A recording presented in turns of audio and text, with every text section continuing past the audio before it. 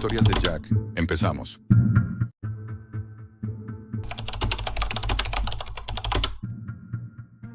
Jamás olvidaré la primera vez que vi a un adolescente morir con una sonrisa en la cara.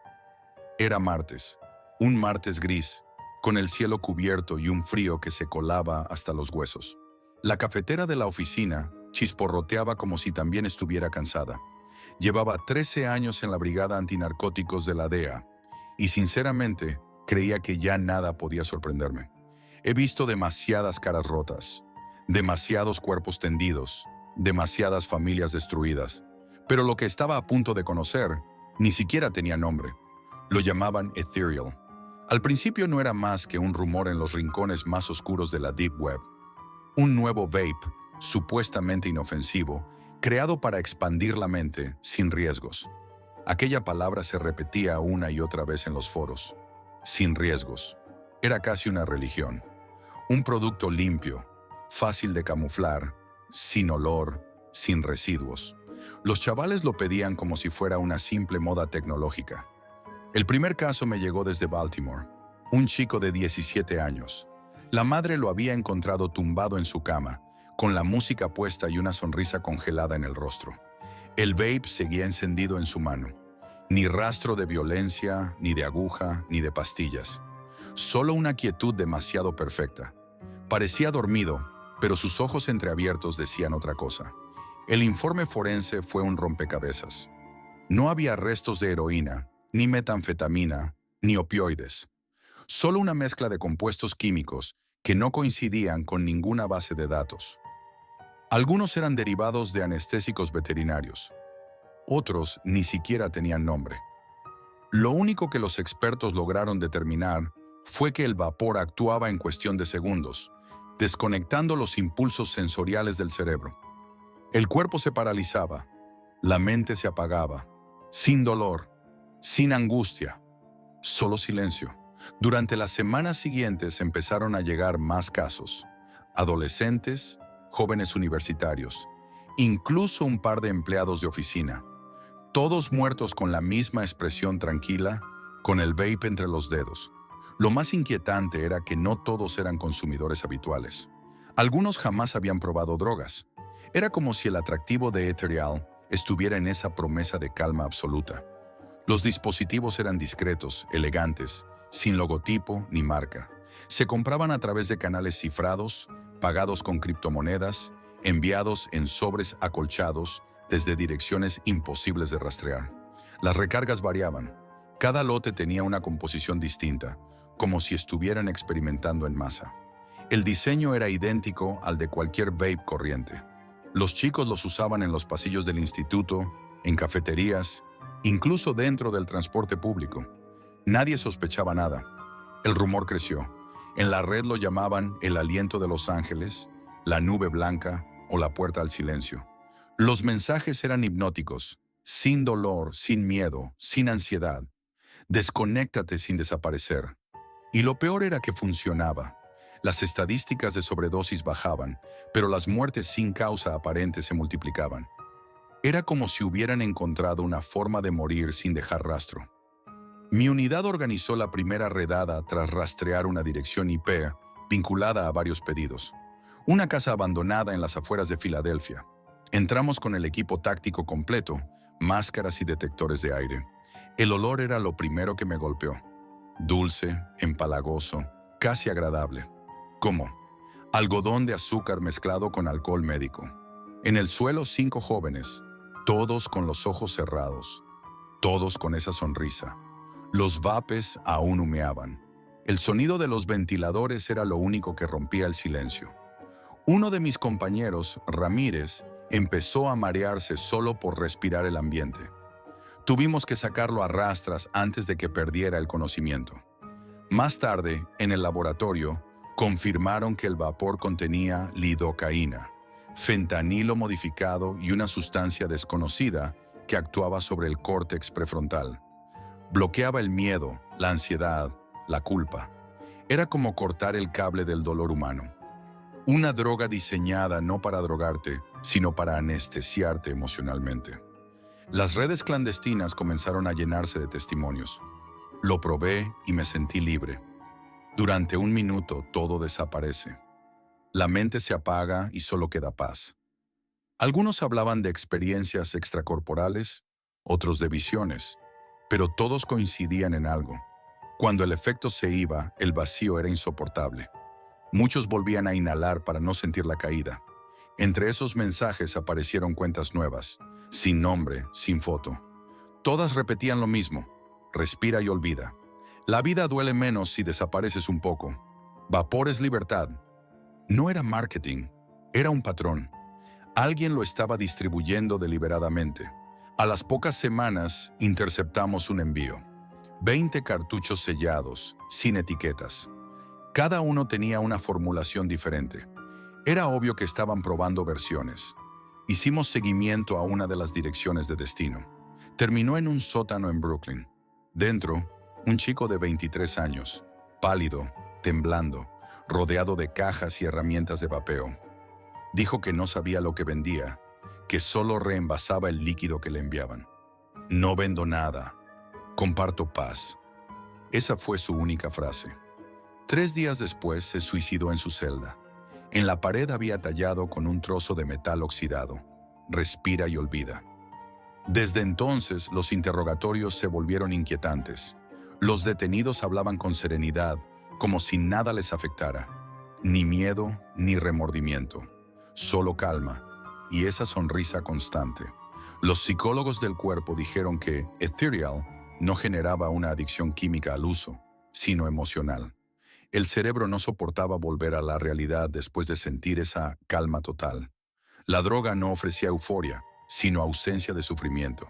Y eso para muchos era irresistible. Una noche, mientras revisaba los foros de la Deep Web, encontré un hilo nuevo. Título: para los que ya no sienten nada. Dentro, un enlace cifrado, una dirección IP oculta.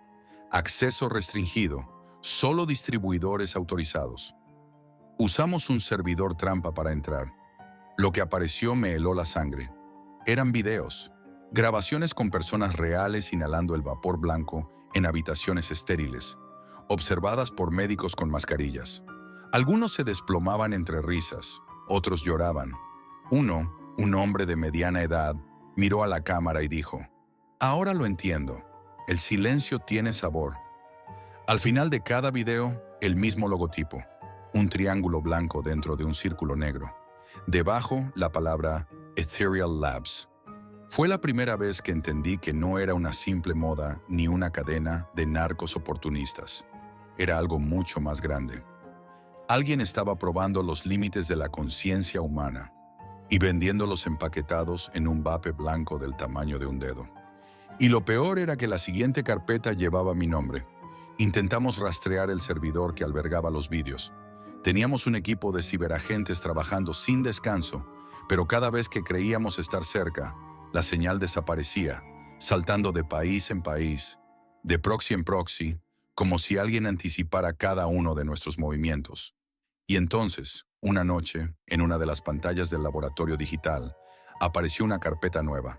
No tenía contraseña, solo un nombre: Jack S. Access Granted. Mi nombre. Dentro, un único archivo de vídeo. Le di play y durante los primeros segundos pensé que se trataba de una broma pesada.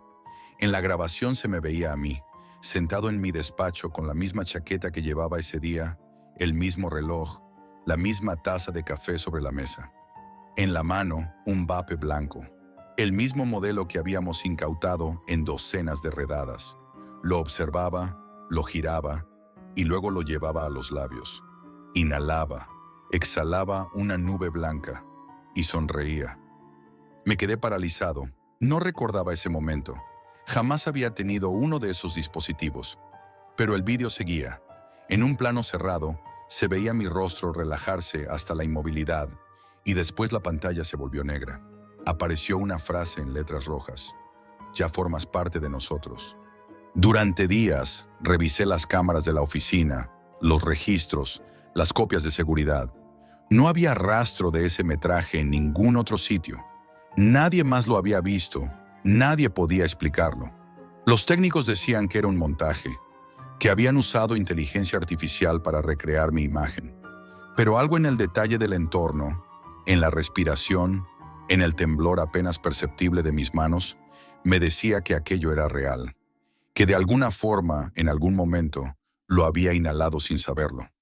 Desde entonces empecé a sentirme diferente. No enfermo exactamente, sino desconectado.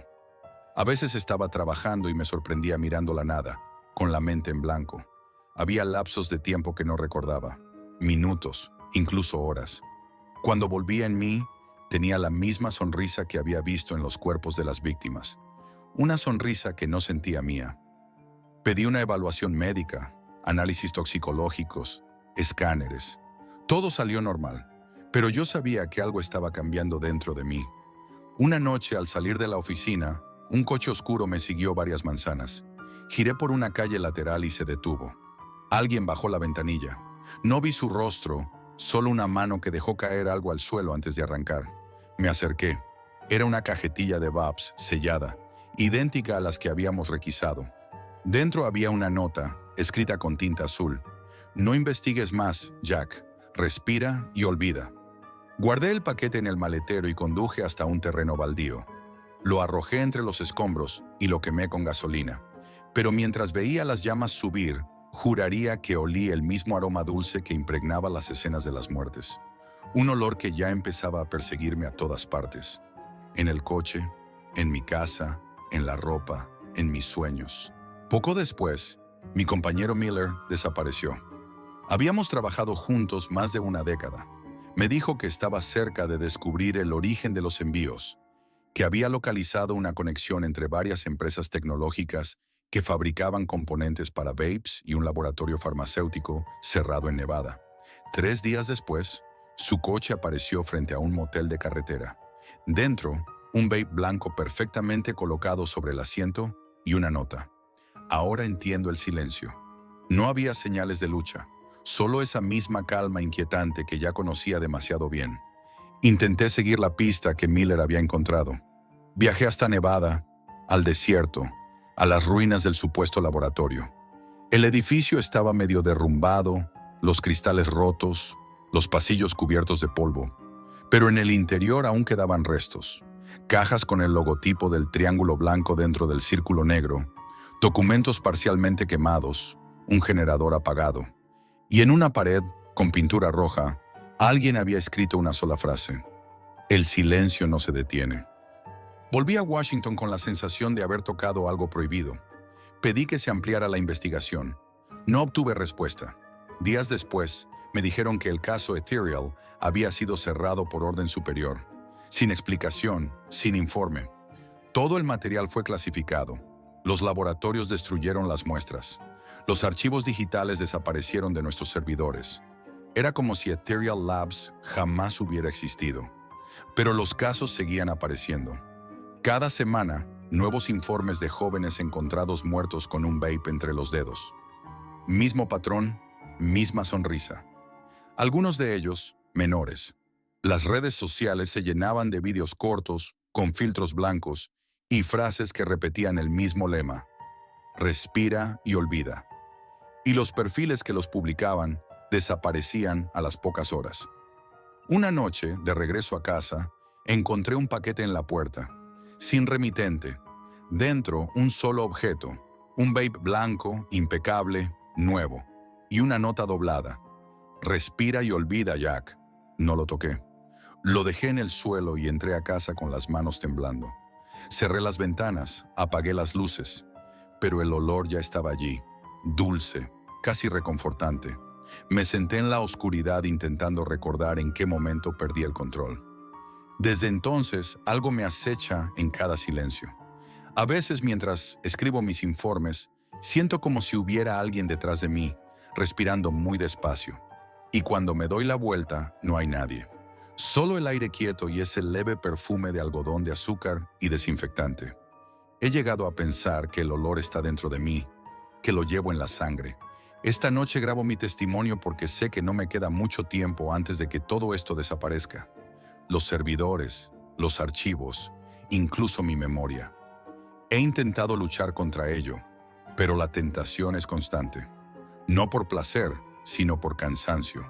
porque el mundo pesa demasiado cuando sabes que hay algo ahí fuera que puede apagarlo todo con una sola calada. El vape sigue sobre la mesa frente a mí, blanco, limpio, inofensivo. Me pregunto si todos los que lo probaron sintieron lo mismo justo antes. Esa mezcla de miedo y curiosidad, de rendición. Quizá no buscaban escapar, quizá solo querían descansar un poco del ruido. Tal vez tenían razón. Creo que voy a probarlo, solo una vez, para entender por qué todos ellos sonreían, para comprender qué hay detrás del silencio. Tal vez entonces pueda cerrar este caso de verdad. Nunca olvidaré la primera vez que vi a un adolescente morir con una sonrisa en la cara. Y ahora por fin entiendo por qué sonreía. Si has llegado hasta aquí, respira. Pero no olvides. Déjame tu comentario y dime qué habrías hecho tú en el lugar de Jack. Suscríbete para seguir escuchando historias que tal vez preferirías no conocer. Y recuerda, a veces lo más peligroso no es lo que se ve, sino lo que se inhala.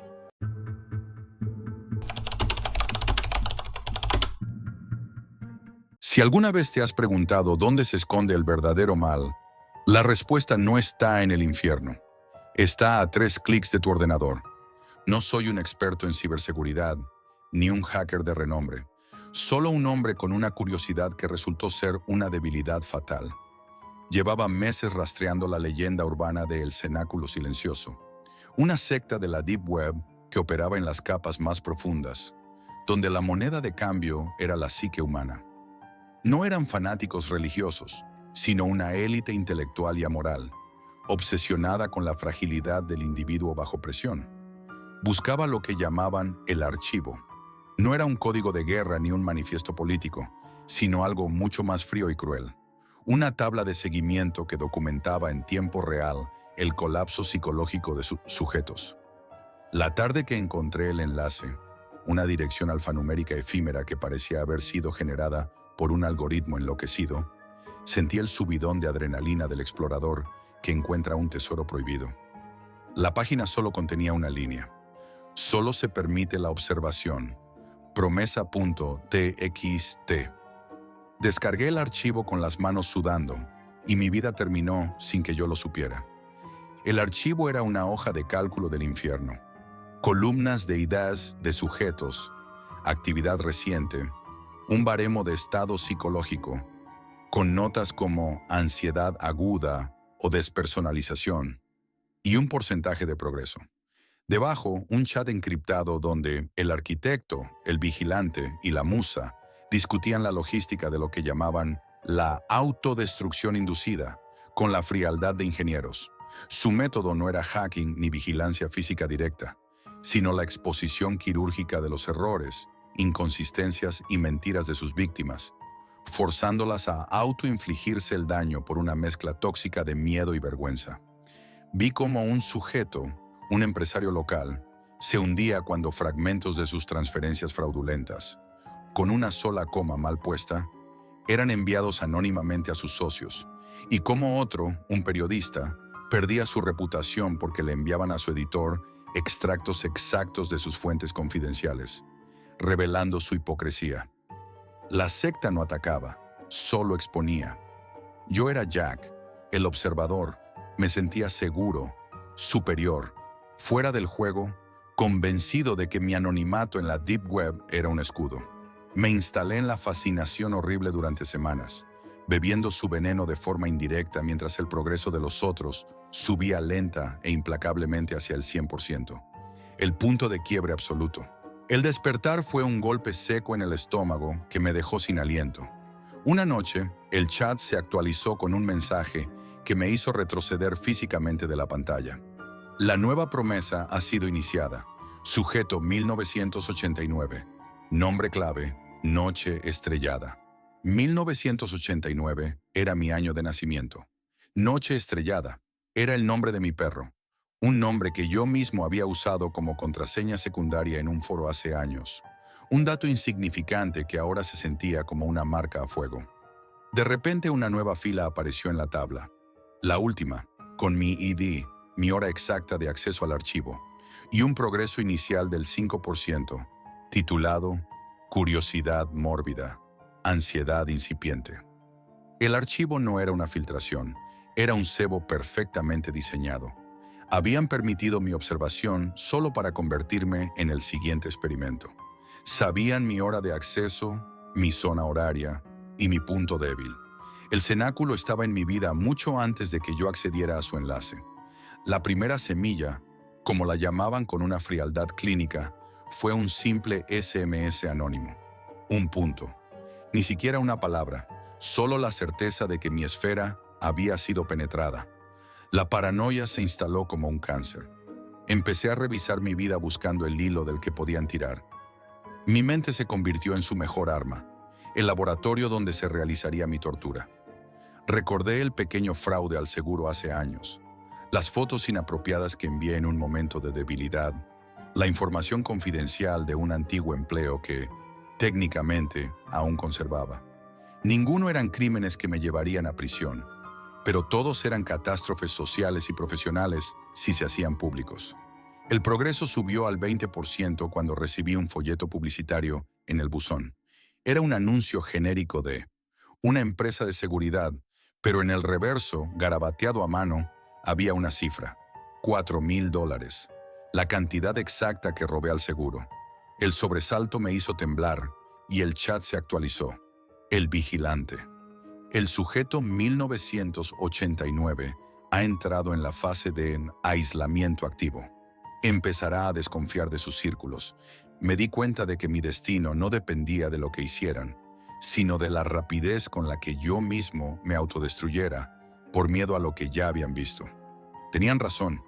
Empecé a sospechar de mis compañeros de trabajo, de mi casero, del cartero, de cada persona que me miraba más de 2 segundos en la calle.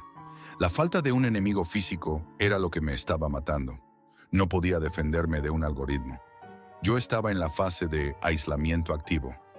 A mitad del experimento, con el progreso en 45%, el cenáculo se centró en mi reputación profesional. Me enviaron una copia digital, perfectamente maquetada, de un informe que yo había escrito años atrás, pero con un pequeño añadido en el pie de página. Una cita apócrifa y ridícula, atribuida a un pensador famoso, que minaba totalmente mi credibilidad. La enviaron anónimamente a la bandeja de entrada de mi jefe y varios colegas de alto rango, como si fuera un error de documentación, pero el contenido era tan descaradamente falso que resultaba perturbador. Mi jefe me llamó a su despacho, no para despedirme, sino para expresar su seria preocupación por mi aparente descuido intelectual y la pérdida de rigor.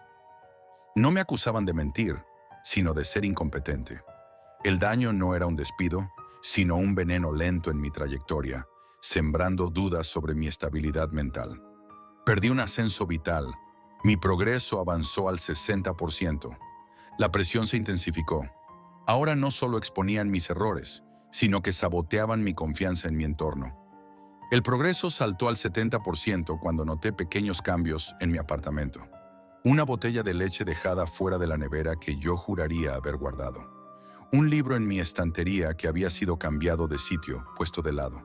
Eran detalles nimios, pero que, combinados con la presión de la tabla, me hicieron dudar de mi propia memoria y cordura.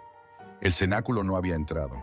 Solo me habían persuadido de que lo hicieron, forzándome a dedicar horas enteras a revisar cerraduras, ventanas y armarios buscando al intruso que solo existía en mi cabeza. La verdadera fractura llegó cuando tocaron mi vida personal, no con una foto explícita, sino con algo más sutil, algo que apelaba a la traición. Mi hermana, que vivía lejos, recibió una carta de un supuesto compañero mío. La carta detallaba, con una precisión escalofriante, una serie de comentarios cínicos y poco éticos que yo había hecho sobre nuestra familia en una cena privada. No había pruebas físicas de que la carta fuera de ellos, pero el nivel de detalle era innegable. La carta terminaba con un «Espero que sepas la clase de persona que es realmente Jack». No me delataron ante la policía, me sembraron la discordia y el desprecio en el único lugar donde me sentía seguro.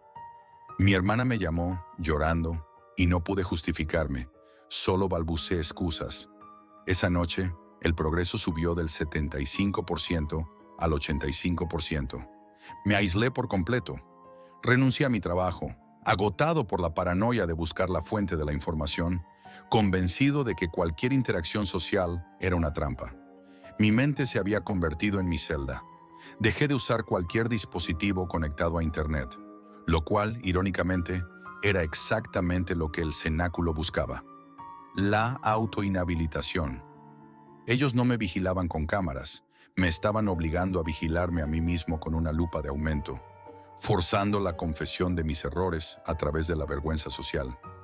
El 90% llegó cuando vendí mi coche y la mayoría de mis pertenencias, preparándome para huir de una amenaza que ni siquiera tenía rostro, sintiéndome observado incluso por las farolas de la calle. La última vez que abrí el archivo, usando una conexión pública, mi fila marcaba 98%. En el chat, el arquitecto lo confirmó con su acostumbrada frialdad. Es un éxito. La necesidad de la exposición fue suficiente para obligarlo a renunciar a su vida. El cenáculo ha demostrado una vez más que la Deep Web no necesita balas, solo la verdad. 99%. Esa noche, apagué mi ordenador, destrocé el disco duro a martillazos hasta hacerlo irreconocible y me fui de mi ciudad. La secta no existe en un lugar físico, existe en la conciencia colectiva de nuestros errores. Dejé mi identidad y mi futuro para escapar de una tabla de Excel.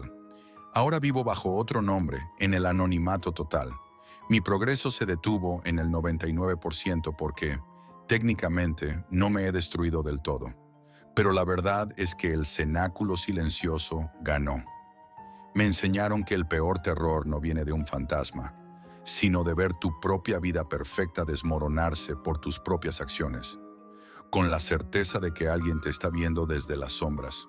El terror de la Deep Web no te mata, simplemente te enseña a matarte a ti mismo. Y sé que en algún rincón oscuro de la red, la fila del sujeto 1989 sigue ahí, inactiva, un trofeo para ellos.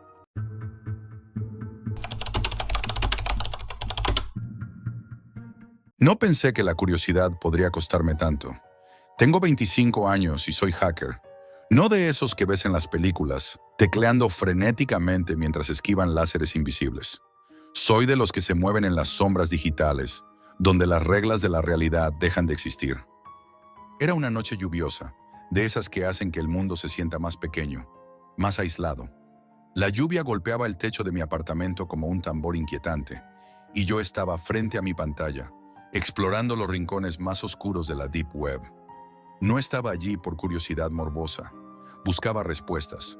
Durante meses había seguido rastros fragmentados, mensajes encriptados, ecos digitales de algo mucho más grande.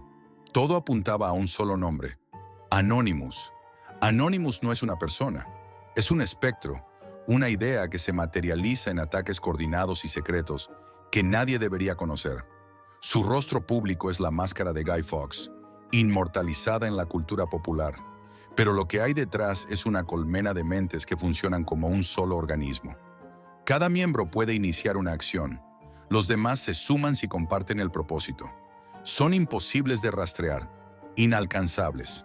Esa noche, mientras navegaba, encontré un foro que nadie menciona en los círculos habituales.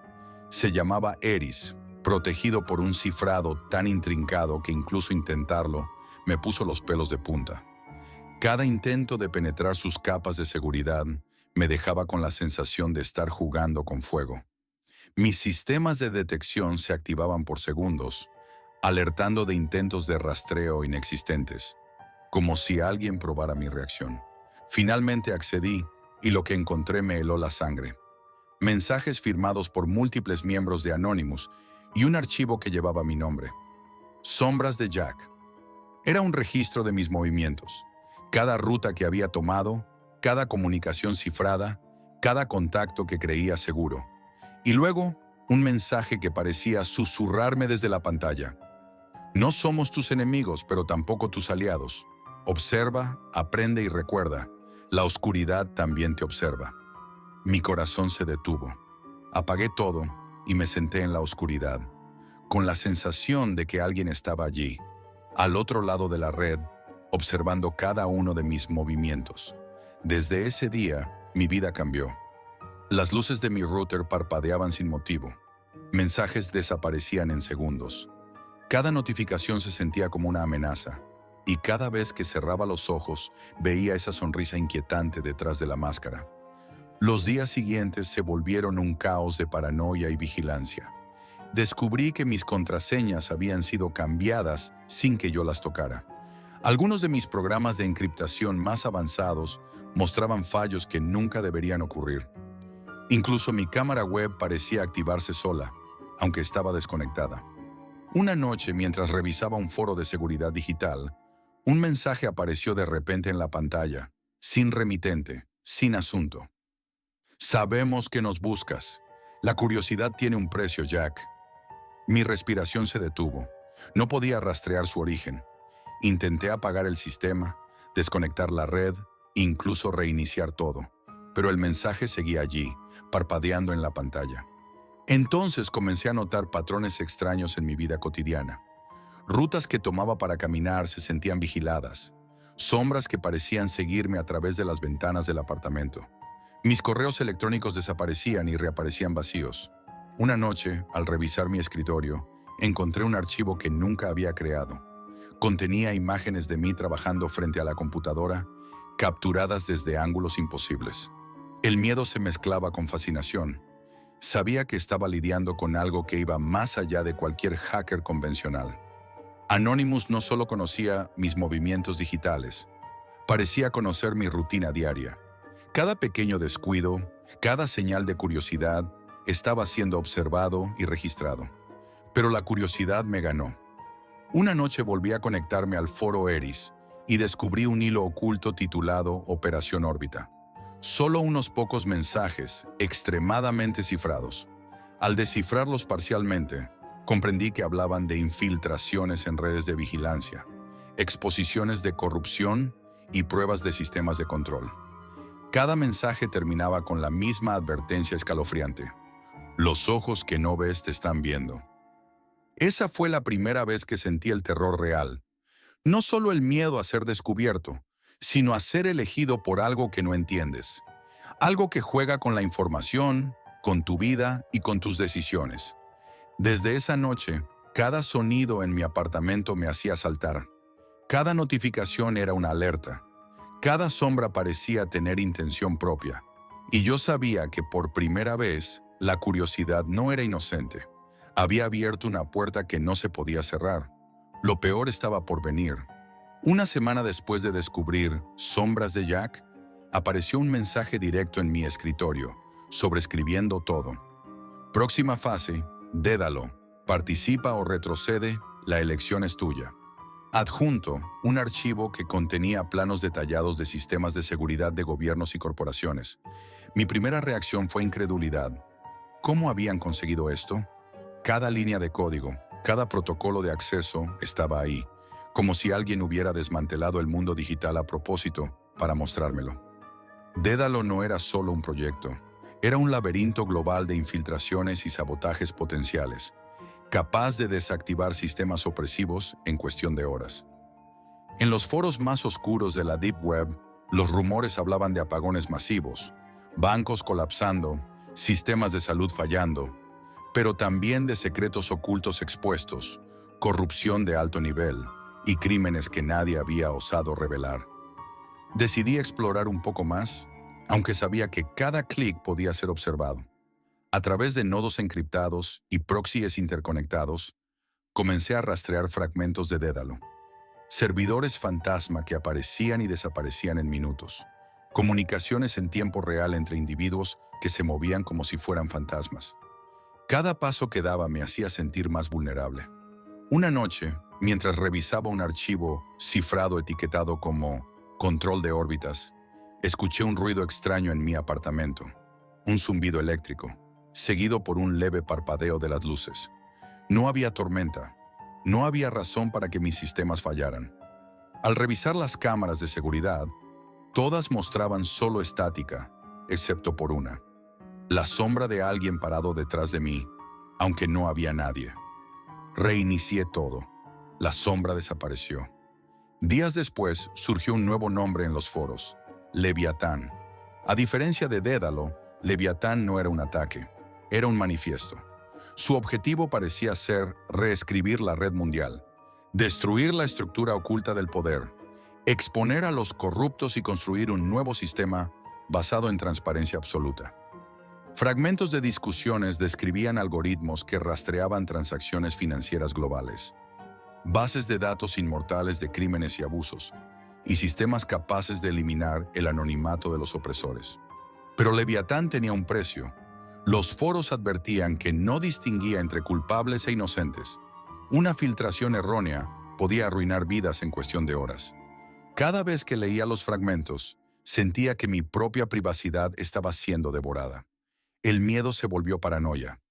Mis movimientos, mis contactos, incluso mis pensamientos parecían ya no ser míos. Entonces llegó el primer contacto directo, un video. La máscara de Guy Fawkes, distorsionada por filtros digitales, aparecía frente a mí. La voz, mecánica y resonante, me hablaba. Jack, has visto demasiado. La curiosidad puede ser un regalo o una condena. Apagué todo, pero el eco de sus palabras persistió. Esa noche, mientras intentaba dormir, mi computadora se encendió sola. Una serie de archivos apareció en el escritorio. Mapas de rutas que había recorrido, diagramas de mi red de contactos y, lo más inquietante, imágenes de mi apartamento desde ángulos imposibles. Todo estaba allí. Cada sombra, cada paso, cada movimiento registrado. Semanas después, los foros mostraron evidencias de pruebas iniciales de Leviatán. Pequeñas interrupciones en redes locales, fallos de bancos en Asia, colapsos breves en sistemas de comunicación europeos. Nadie sabía la causa, pero los más atentos lo identificaron como ensayos. Y yo sabía que no eran solo pruebas. Era un mensaje, un recordatorio de que ya no estaba seguro. Mientras investigaba, encontré fragmentos de un mensaje recurrente. La humanidad debe ser reconstruida desde las cenizas de sus mentiras. No podía apartar la mirada de la pantalla. La idea de un juicio digital global me consumía. ¿Sería justicia o apocalipsis? Cada información filtrada podría liberar la verdad o desencadenar caos absoluto. Y yo, sin quererlo, me había convertido en testigo y objetivo. Desde entonces, vivo en un estado de alerta permanente. Cada sonido en mi apartamento se siente como una amenaza. Cada notificación es una advertencia. Cada sombra me recuerda que, en la Deep Web, la oscuridad observa, aprende y espera. Porque he aprendido una verdad aterradora. No importa cuán profundo creas estar en control, siempre habrá algo más profundo que te mira desde las sombras. Y mientras escribo esto, siento de nuevo esa presencia. La máscara sonriente detrás de la red, esperando el próximo movimiento. Y yo sé que no es solo mi curiosidad la que está en juego, es mi propia supervivencia.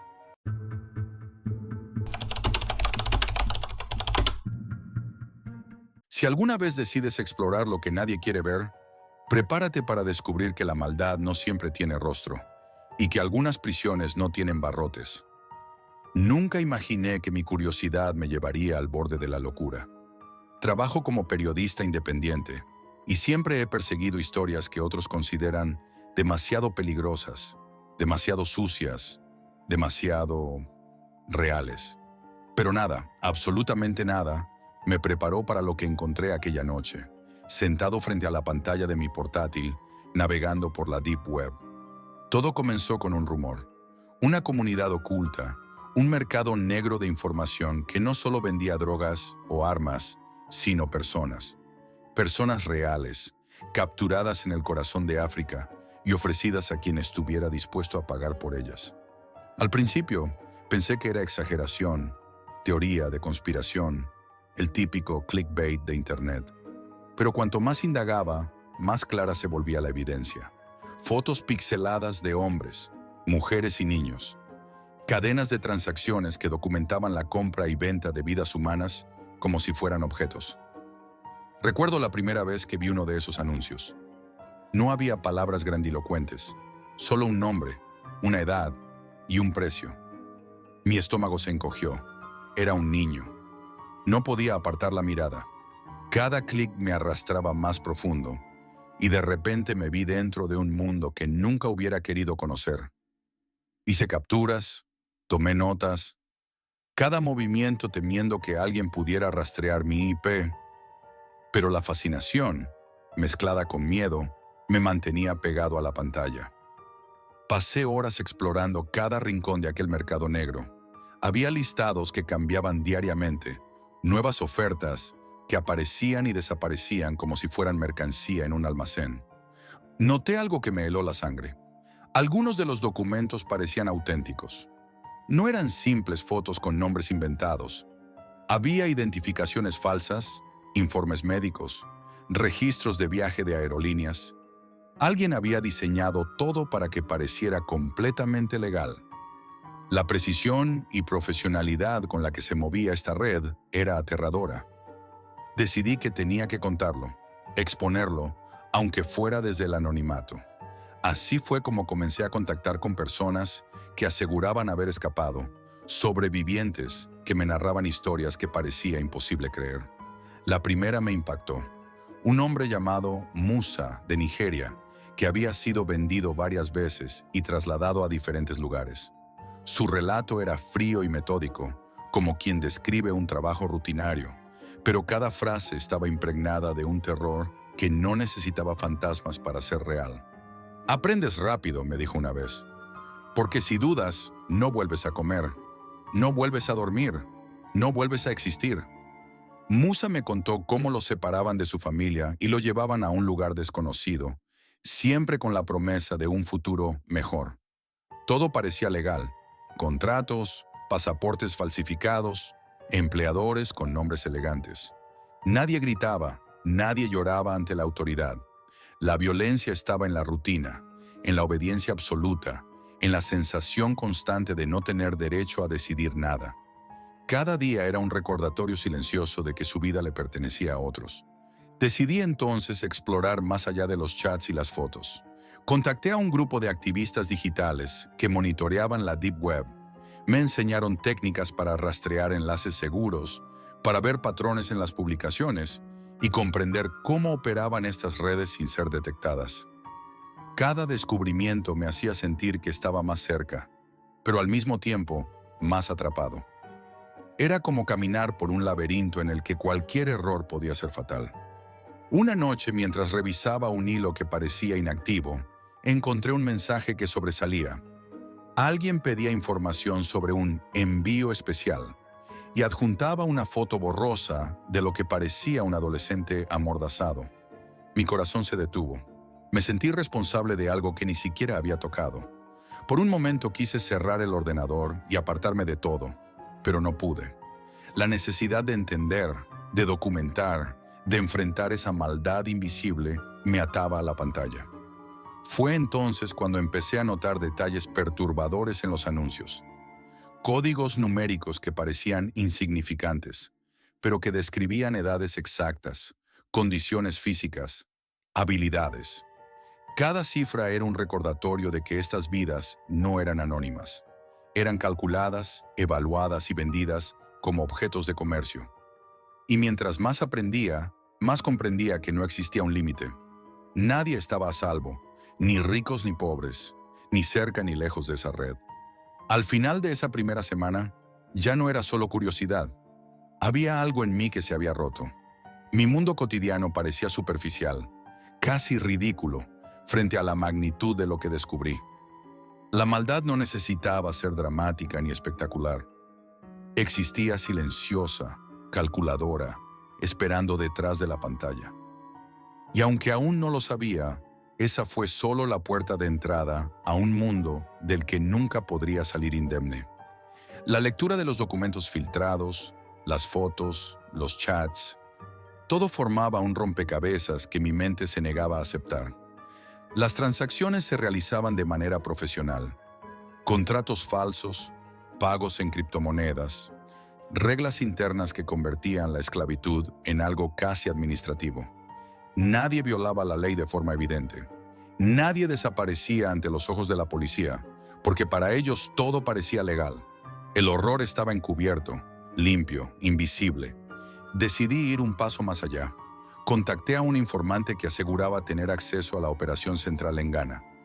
Me envió un enlace, un acceso cifrado a un chat privado donde se discutían precios, condiciones, horarios de entrega. Cada mensaje era más perturbador que el anterior y comprendí que cada cifra de dinero, representaba vidas humanas reales. En ese chat me topé con detalles que me hicieron sentir náuseas. Discusiones sobre la resistencia de los prisioneros, sobre cómo adaptarlos a diferentes clientes. Comentarios fríos sobre la salud física y mental de las personas como si fueran inventario. Una de las conversaciones mencionaba a un grupo de niñas trasladadas de Nigeria a Ghana. Cada mensaje estaba lleno de términos codificados, pero entendí lo suficiente como para reconocer la magnitud de lo que estaba viendo. Empecé a notar un patrón aún más aterrador.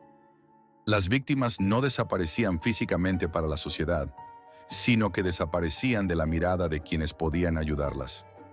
Las familias que buscaban a sus hijos eran ignoradas o engañadas con excusas burocráticas. La violencia no era espectacular ni visible, era sistemática, silenciosa y perfecta. Mi miedo comenzó a transformarse en obsesión. Pasaba días enteros revisando los archivos, buscando cualquier señal de identificación que pudiera rastrear. Dormía poco, comía poco, porque cada minuto lejos de la pantalla era un minuto sin respuestas. Y cada minuto frente a la pantalla me acercaba más al abismo. Un día recibí un mensaje anónimo en mi correo seguro. Decía, sabemos que estás mirando. No solo ellos están en peligro, tú también. Mi corazón se detuvo. No podía saber si era una amenaza real o alguien jugando con mi paranoia. Apagué todo y pasé horas sentado en la oscuridad, escuchando los sonidos de mi propia respiración. Pero la curiosidad me venció. Abrí el portátil otra vez. No podía dejarlo. No podía ignorarlo.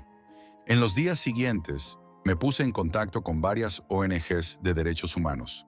Algunas eran receptivas, otras me trataron con desdén, pero una, en particular, me conectó con un periodista local en Accra, que había documentado casos similares de esclavitud moderna. Me contó historias que helaban la sangre, hombres y mujeres que trabajaban hasta caer exhaustos, obligados a obedecer órdenes de completos desconocidos, tratados como números, como mercancía. No había secuestros espectaculares ni cadenas visibles. Todo estaba oculto detrás de contratos falsos y cuentas bancarias internacionales. Una noche, mientras revisaba otro hilo cifrado, encontré un video borroso que mostraba la rutina diaria de algunos prisioneros. La cámara temblaba, pero se podía ver la resignación en sus rostros. No gritaban, no lloraban, simplemente cumplían órdenes. La sensación de impotencia me ahogó. Allí no había monstruos sobrenaturales, solo personas siendo tratadas peor que animales. La realidad era mucho más aterradora que cualquier fantasía. Pasaron semanas en las que seguí recopilando información, siempre en secreto, siempre en la sombra. Aprendí a distinguir patrones en los anuncios, a identificar rutas de transporte y horarios sospechosos. Pero cuanto más aprendía, más comprendía que mis esfuerzos eran insignificantes frente a la maquinaria de esta esclavitud moderna. El horror no descansaba y mi vida se convirtió en una carrera silenciosa contra el tiempo y la indiferencia del mundo. Esa obsesión tuvo un precio. Comencé a soñar con los rostros de los prisioneros, escuchaba sus voces imaginarias en mi cabeza y a veces me despertaba sudando frío. Sabía que no podía apagar mi conciencia. La maldad que había descubierto no podía borrarse, y mientras más cerca estaba de la verdad, más comprendía que no podía salvarlos a todos. Aprendí una lección que nadie debería olvidar. La esclavitud no necesita cadenas físicas. La esclavitud moderna se mueve en secreto, con contratos y pagos, con códigos y cifrados. Puede estar en cualquier lugar y a veces tan cerca como tu pantalla. No hay gritos que oír, no hay sombras que perseguir, solo decisiones frías y calculadas, y víctimas que nadie ve. Cuando apagué el portátil esa noche, un escalofrío recorrió mi espalda. Sabía que lo que había visto no se borraría nunca, y también supe que, aunque nadie me creyeran, aunque todo pareciera invisible, Tenía la responsabilidad de contarlo, porque la maldad no siempre golpea. A veces solo espera, silenciosa, tras la pantalla de alguien como tú o como yo. Nunca volví a mirar la Deep Web de la misma manera. Y cada vez que escucho noticias sobre desapariciones o tráfico humano, siento que los fantasmas más aterradores no son los que no vemos, sino los que vivimos cada día y decidimos ignorar.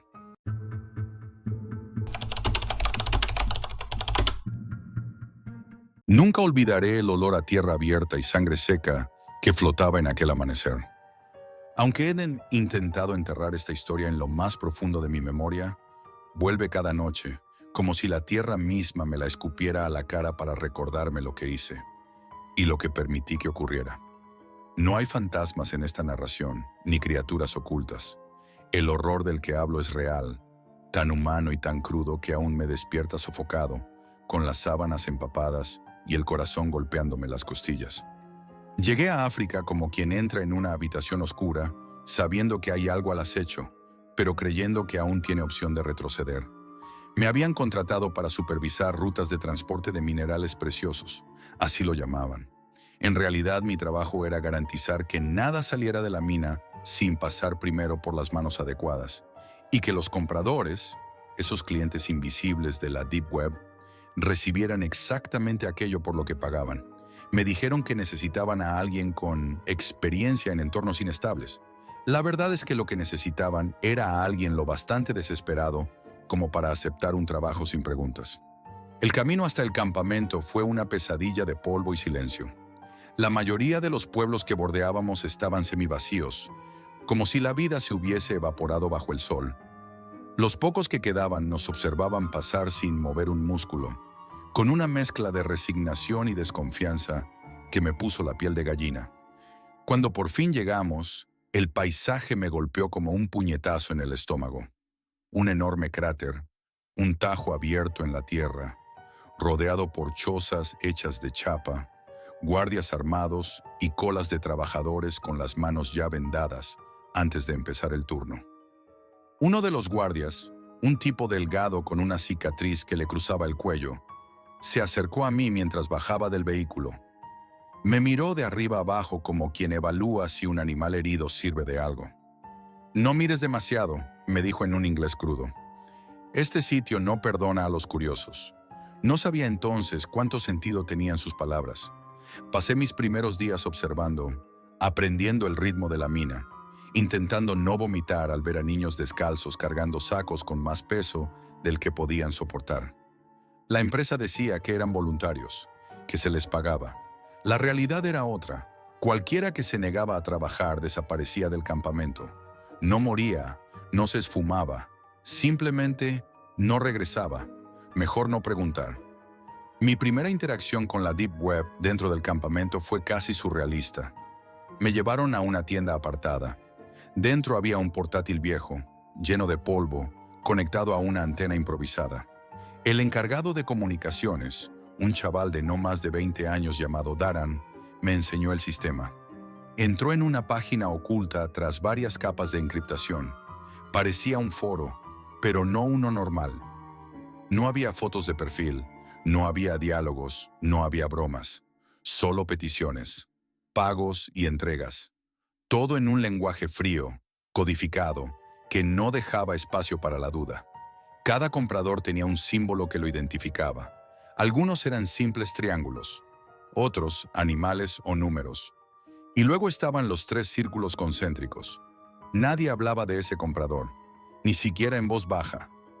Las primeras semanas transcurrieron entre supervisiones, inventarios y silencios incómodos. Un día, Samuel, uno de los trabajadores, se acercó a mí. Era más mayor que la mayoría. Tenía unos 30 y tantos, aunque sus ojos le añadían 10 años más. Sabía hablar inglés, lo que lo convertía en una especie de guía involuntario para mí. «Si quieres sobrevivir», me dijo mientras separaba piedras de mineral, «no preguntes demasiado y no mires demasiado. Somos muchos los que ya no dormimos bien por mirar donde no deberíamos». Aún así, seguí mirando, seguí curioseando y seguí entrando cada noche en el foro de la red oscura, observando cómo aparecían pedidos de compradores con nombres imposibles. Algunos exigían cierta pureza en las piedras, otros pedían cantidades absurdas y otros tenían instrucciones especiales. Mala mercancía no será tolerada. Cualquier retraso implica penalización. Entrega sin testigos. Todo sonaba a amenaza velada, pero nadie parecía sorprendido. Al fin y al cabo, en la Deep Web no se regala nada. Una noche, mientras revisaba el estado de las entregas, vi un aviso nuevo. Falta mercancía del lote 34. A la mañana siguiente, Makuba, el jefe de seguridad, reunió a todos los trabajadores frente a un contenedor. La atmósfera era tan tensa que casi podía masticarse. Makuba leyó el mensaje del comprador como si fuese una sentencia. Encontrad al responsable. No necesitó decir más. 3 hombres fueron apartados del grupo. La multitud se quedó inmóvil, como si la vida hubiese dejado de circular entre nosotros. Los golpes se oyeron desde donde yo estaba. Golpes secos, breves. Después, silencio. Ninguno de los 3 volvió a trabajar. Aquella fue la primera vez que pensé seriamente en huir. Pero el campamento estaba en mitad de la nada. La carretera hacia el exterior era vigilada. Y además estaba el dinero. El maldito dinero. Me hacía falta. Me había hecho falta desde mucho antes. Y ahí estaba yo, cargando con mi conciencia como si fuese una mochila llena de piedras. Las cosas fueron empeorando poco a poco. Había rumores de que ciertas zonas de la mina estaban prohibidas porque habían ocurrido derrumbes años atrás. Había grietas enormes que parecían heridas en la tierra. Y aún así, un día llegó un pedido firmado con el símbolo de los 3 círculos concéntricos. Era un encargo distinto a todos. Querían mineral de la zona prohibida. Pago triple, sin excusas. Cuando le enseñé el mensaje a Makuba, frunció el ceño con un gesto casi supersticioso. Ahí no cavamos, me dijo. Ahí la tierra sigue tragando hombres. Pero el pedido venía de ellos, y a ellos nadie les decía que no. Organizamos un grupo pequeño. Samuel iba con ellos. Al levantar las planchas metálicas que cubrían la entrada, el aire que salió era frío, húmedo, como si debajo hubiese un pulmón gigante respirando despacio. Empezaron a cavar. Al cabo de unas horas encontramos una veta de un mineral extraño, oscuro, con reflejos plateados. Makuba sonrió satisfecho. Yo no. Había algo en esas piedras que me provocaba rechazo. No era nada sobrenatural. Simplemente una sensación visceral, como si estuviera sosteniendo algo que había costado demasiadas vidas. Esa noche recibí un mensaje privado del comprador de los 3 círculos. Decía, no permitas que nadie más vea lo encontrado. Envía solo el material. El resto, bórralo. Me quedé mirando la pantalla, con la respiración atascada en la garganta. Bórralo. No necesitaba traducción. Tomé la peor decisión de mi vida. Acepté. Horas después, la tierra bajo la zona prohibida se dio con un estruendo tan fuerte que parecía un trueno enterrado. El derrumbe fue inmediato. Gritos cortos, un rugido de polvo, un temblor que me tiró al suelo. Cuando el polvo se asentó, faltaban hombres. Samuel estaba entre ellos. Nadie dijo nada. Nadie lloró. Era como si aquella mina se hubiese acostumbrado a comer personas. Aún así, enviamos las piedras. Envolvimos las bolsas con cuidado, las cargamos en un vehículo blindado y las enviamos hacia una ubicación sin nombre, siguiendo las coordenadas encriptadas. Y entonces llegó el mensaje final. Entrega recibida. Trabajadores prescindibles. Coordinador también. Sentí cómo se me helaba la sangre. Coordinador. Esa palabra era yo. Oí disparos al otro lado del campamento. Los guardias no hablaban, solo ejecutaban órdenes. Corrí sin pensar. Atravesé las tiendas, salté barreras, esquivé a los guardias. No cogí nada, ni dinero, ni documentos. Solo corrí hasta que mis piernas dejaron de obedecerme. Logré salir del país después de un viaje que prefiero no detallar. Viví escondido durante meses, cambiando de nombre, de ubicación, de conexiones. Pero aún así, cada cierto tiempo, recibo un mensaje encriptado. Siempre es el mismo remitente, el símbolo de los 3 círculos. El último llegó hace 2 semanas. No decía mucho. Queda material sin entregar.